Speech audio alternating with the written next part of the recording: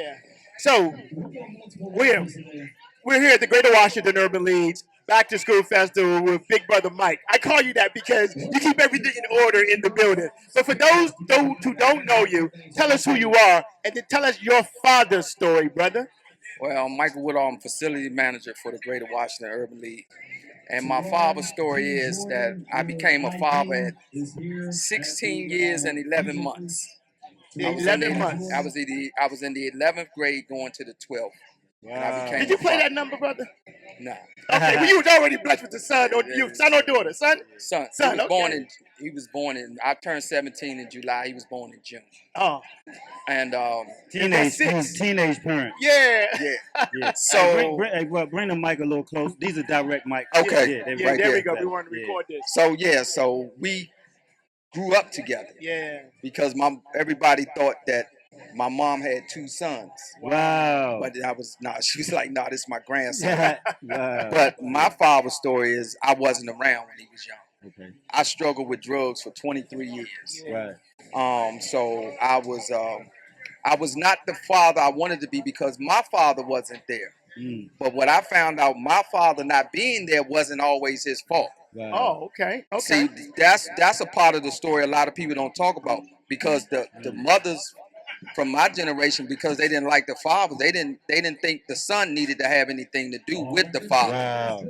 So then as I got older, I did the thing I said I wasn't going to do, was not be there for my father. So being on drugs, it just go hand in hand. You can't be responsible father if you're on drugs. So, but my message is, it ain't, me and my son got a saying now, it ain't where you start, it's how you finish. Wow, hold on, say that again. I like that. You and your son. Say that again, brother. It ain't where you start, it's how you finish. Oh, man. Okay. And so every Friday, we have a thing. We've been doing it for a few years now.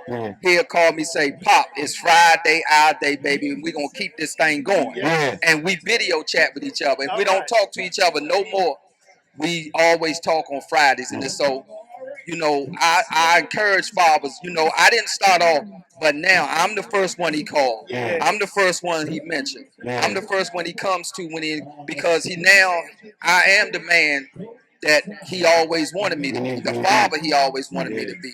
So it ain't where you start. Your whole energy just changed when you said, I am the father. I am, because I am. Yeah. And so what can you say about that feeling? What does that feel like? Because a lot of men, they don't have that feeling because they haven't stepped into the responsibility that you have. Well, the one thing I always wanted to be when I was a boy, I know in school they tell you want to be a fireman, a basketball player, a policeman, whatever. But the one thing as a boy I always wanted to be was a man, not an adult male.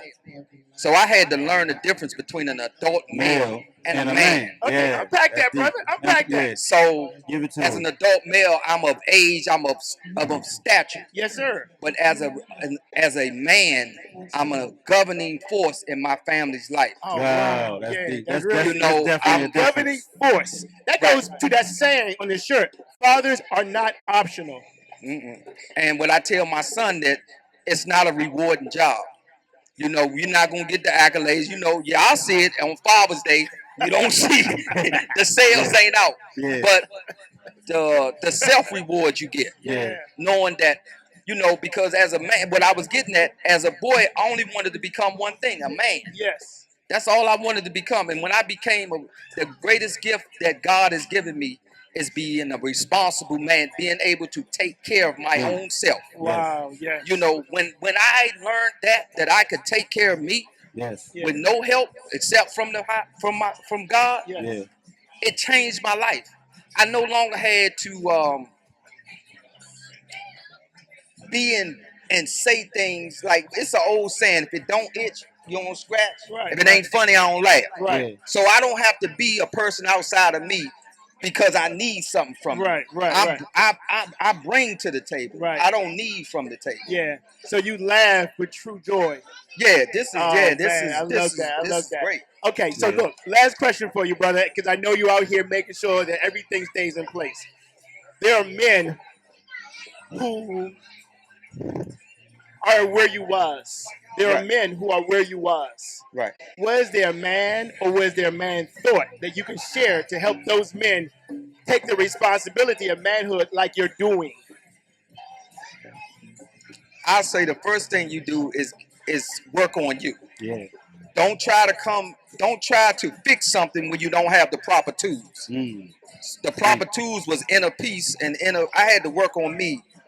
And once I worked on me, I didn't have to prove nothing to nobody. My life spoke for itself. Yes. So I say just get yourself together, Yes. and the rest will fall into place. Brother.